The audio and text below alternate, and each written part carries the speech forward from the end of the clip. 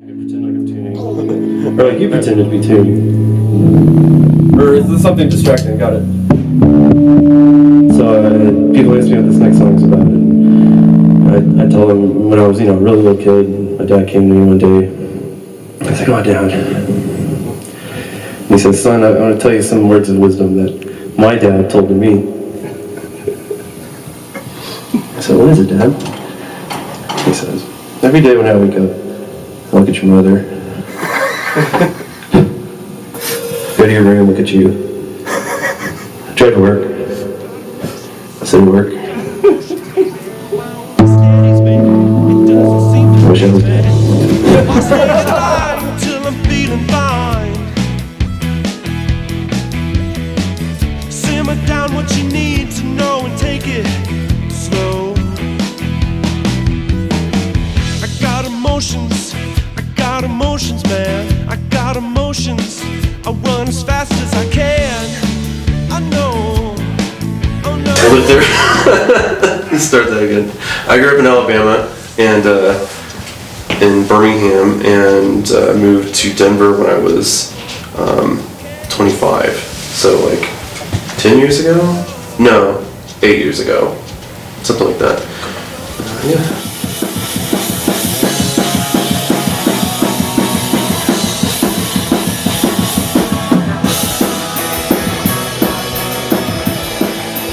Jonas from high school, and we played D&D together and got into youthful hijinks together, and yeah, kind of lost touch in our early 20s, and when I moved out here, it wasn't actually until I moved to San Diego that I met Nick and Brandon. Yeah, so the time.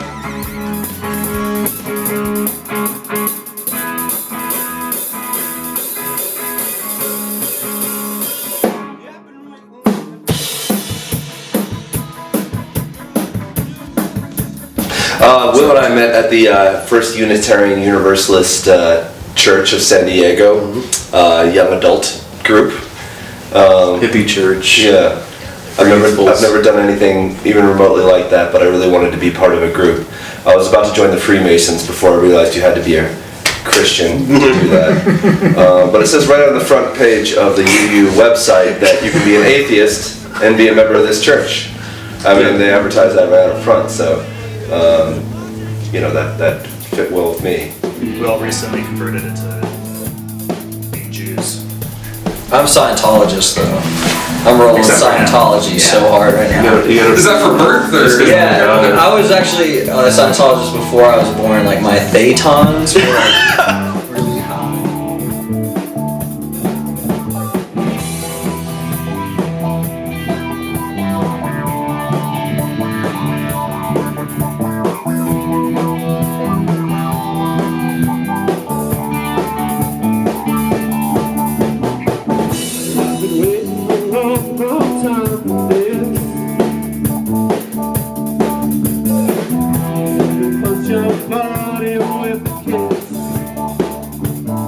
I moved here. So I met Will, and Will met Brandon separately. But Brandon, so you were in a band. Oh, yeah, we were in. I was in this group called the Grim Imperials, and our keyboardist Peter was really good friends with Will. Yeah, and I met Peter through Craigslist, which is where you meet all the best people. Nice. You never meet any flakes on Craigslist. Yeah.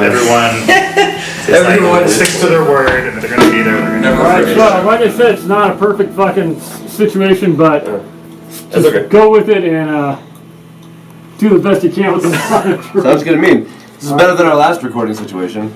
Which is just my cell phone. No, I'm talking about the dude. I was like, Yeah, I played the maracas and tambo. Hell yeah. And Nice. He beat the hell out of the my trick was beating the maracas. I had to wear fucking biker gloves to wear these because I would beat the maracas on a floor tom that was tuned way down. So both hands, I'm there fucking like, Batman Forever style, just doom, doom, doom, doom, doom, doom, doom, and my hands would bleed. Oh Because yeah. we were rocking so hard. Oh yeah. Batman Forever, I don't understand the reference. Batman Forever, like, so when they're at the circus, Nicole Kidman and Val Kilmer Is this the go one to the with Danny circus. DeVito? No, this is the one with Jim Carrey and Jim Carrey and Tommy Lee Jimmy Jones. Lee Hoffman. Tommy Lee Jones. Yeah. He's Two-Face. Everything you need, well, it can't be bought and sold. So the name, I always imagined the rainbow treatment being like this sort of cross between like the scenes in Clockwork Orange and, you know, the heaviest like the heaviest sort of most intense experiences you've had in your life. I kind of imagine the rainbow treatment is like just blasts of serotonin straight to the dome via your eyeballs and your ears, and just happiness just explodes out in a halo.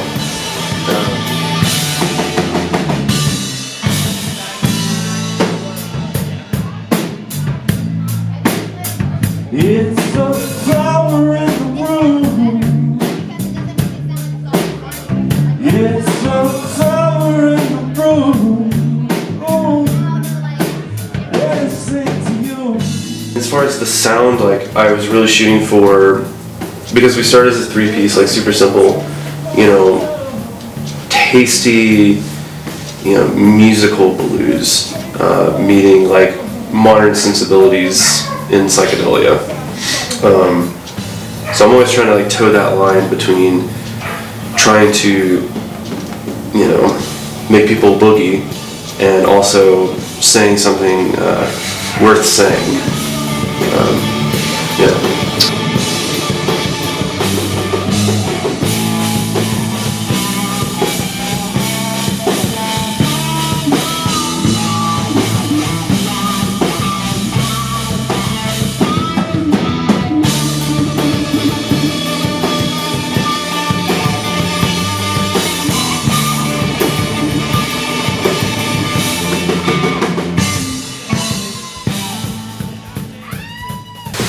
You know, you can write a really great song that like really grooves you and grooves people listening to it, and the path of least resistance is to just keep playing that groove forever.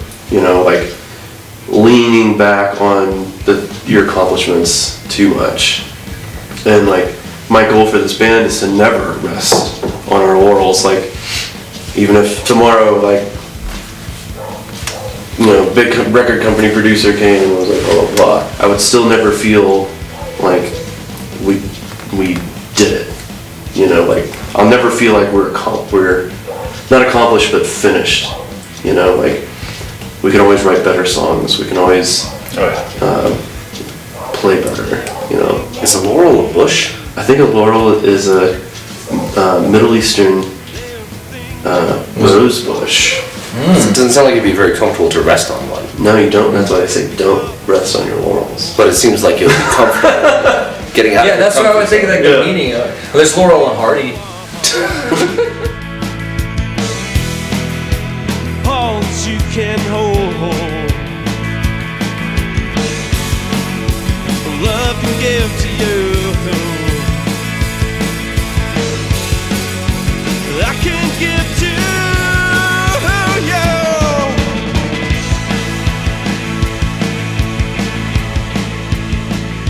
I think it depends on the label. I think it pursuing a label is the same as pursuing money, right? Like, and I know that sounds crass as shit, but like music industry, like nobody sees you unless somebody's throwing money at you. And that's an unfortunate thing because it's like, you know, Jeff Tweedy wrote like the best songs never get sung. You know, the best line never leaves your lungs. You don't hear it on the radio. It's like the best music, some of the best music in the world you'll never hear. And it's because Johnny Slacks at Sony didn't like it, or he was having a bad day. And it's like, I think part of the goal of independent music and independent art is to like circumvent corporatism and like create your own economy. Like it's a small business, you know. But it's also got to be this like artful, compelling thing.